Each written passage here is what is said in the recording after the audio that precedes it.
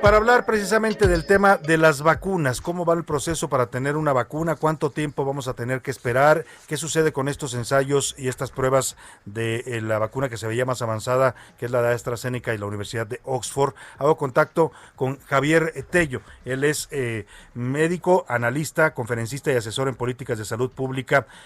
Es médico por la Universidad Autónoma Nacional Autónoma de México, la UNAM.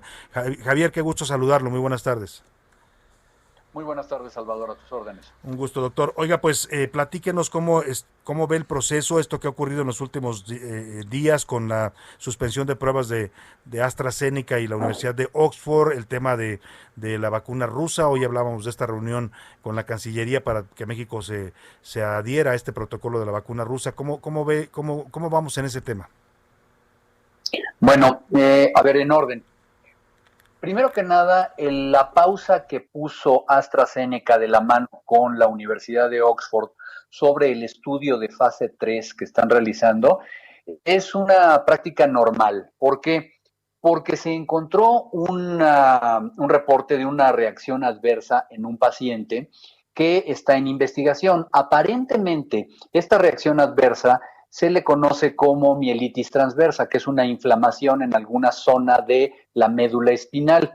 Esto no estaba considerado ni había sido un hallazgo en los estudios de fase 1 y de fase 2, pero para eso son los estudios de fase 3, Salvador, para detectar precisamente estos problemas y solucionarlos o detener una investigación clínica si es necesario. Entonces, en este momento, y de acuerdo a los protocolos de buenas prácticas clínicas, la investigación está detenida hasta que se lleve a cabo la investigación completa. Uno, si esto es atribuible al paciente, alguna enfermedad que tuviera, algún medicamento que estuviera tomando, una condición que no se sabe hasta el momento, o dos, que fuera realmente la vacuna, en cuyo caso habrá que ver el por qué. Y cuándo se reanudarán estos estudios de fase 3, cuando las autoridades regulatorias y sanitarias consideren que es lo suficientemente seguro para continuar con el estudio clínico. ¿A dónde nos puede llevar? Nos puede llevar, por ejemplo, a que no haya sucedido nada y todos contentos, o a que la vacuna tuviera alguna restricción para algún tipo de paciente en particular, por ejemplo, ¿no? Esto no es nuevo, esto sucede continuamente. Todos los medicamentos ocasionan algún tipo de reacción en el organismo y lo mismo las vacunas, y lo único que se debe de valorar es al final, y para eso son estos estudios con decenas de miles de pacientes, es el beneficio sobre el riesgo. Si el beneficio es enormemente mayor que el riesgo, es cuando tenemos nosotros una vacuna disponible. Creo que AstraZeneca y la Universidad de Oxford están obrando responsablemente y de acuerdo con los patrones de las buenas prácticas clínicas. Ahora, Ahora bien, sí. te escucho. No, la pregunta era, en ese tiempo nos dice usted normal lo que sucedió, la suspensión se va a reanudar, pero ¿qué pasa con las otras? Y sobre todo el tema de los tiempos, doctor, porque hay mucha incertidumbre. Algunos laboratorios dicen que la van a tener a finales de este año, pero también otros dicen, no, se tiene que llevar mucho más tiempo para que las pruebas sean concluyentes. ¿Qué podemos esperar en ese sentido? Creo que aquí han ocurrido la confluencia de dos cosas. Uno, una necesidad que tenemos todos, tú y yo, el público que nos escucha, porque ya nos urge tener una solución y tener una vacuna. Y el otro, creo que una mala comunicación, sobre todo desde el punto de vista de los políticos. ¿Por qué? Porque queremos ofrecer lo más rápido posible. Veamos las últimas declaraciones de Donald Trump, por ejemplo. Queremos tener respuestas mágicas y la ciencia va al ritmo de la ciencia. Hay que entender que las vacunas se desarrollan a lo largo de años, de décadas. Aquí estamos verdaderamente en un hallazgo nuevo, haciendo una vacuna en unos cuantos meses.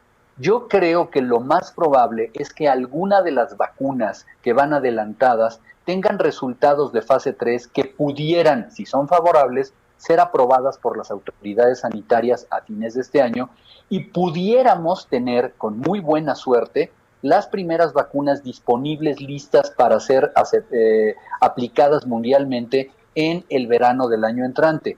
Sin embargo, cosas pueden suceder. ¿Qué ocurre si la más adelantada de las vacunas, que es esta de AstraZeneca, de repente resulta que, bueno, pues tiene un problema inamovible y te tiene que echar hacia atrás varias semanas o cancelarse, ¿no? Y Sí. lo mismo le puede ocurrir a cualquiera de los otros desarrollos. hay que entender también que por primera vez quienes están en fase 3 están probando en grandes poblaciones, ¿sí? Entonces, esto siempre tiene un riesgo y es como lo hace la ciencia. Y creo que, adelantándome un poquito, todas las vacunas que se encuentran en este momento por parte de consorcios internacionales lo han hecho adecuadamente. Sin embargo, creo que la vacuna rusa es la única que nos hace levantar las cejas por diversos comportamientos que ha tenido muy atípicos en esta investigación. Eso le quería preguntar, porque mucha gente tiene como mucha desconfianza de esta vacuna, se lo he escuchado incluso a funcionarios públicos, pero vemos hoy, por ejemplo, el canciller Marcelo Ebrard dialogando con funcionarios del gobierno ruso y diciendo que México se va a sumar a estos protocolos, incluso mandando voluntarios para las pruebas. Bueno, mira, son dos temas. El primero es, evidentemente la Cancillería está buscando, no sé por qué la Cancillería, entre tú y yo no lo entiendo, pero bueno, la mejor manera de proveerse de distintos frentes de batalla para lograr tener una vacuna. Evidentemente que la vacuna rusa lo que no tiene son estudios de fase 3, que son los que se van a realizar. Para que un estudio de fase 3 sea aprobado, se requiere que un comité de ética revise los estudios y revise lo que la literatura le ha dado. Y en este sentido, no hay que olvidarnos que Rusia tardó en publicar los estudios de fase 1 y de fase 2, que los publicó en The Lancet. Y bueno, estos habían sobrevivido intactos los pasados 10 días y sin embargo, el pasado día 7, un investigador italiano publica una carta de preocupación, una carta abierta a los investigadores rusos donde les hace ver 3 hallazgos sospechosos en los resultados publicados en esta revista. Y desde que la publicó se han sumado más de 20 o 30 investigadores en el mundo. Concretamente, lo que pudiera parecer es que hay resultados de las lecturas de los patrones de inmunidad que son sospechosamente idénticos en el paciente A, en el paciente B. ¿A dónde voy con esto?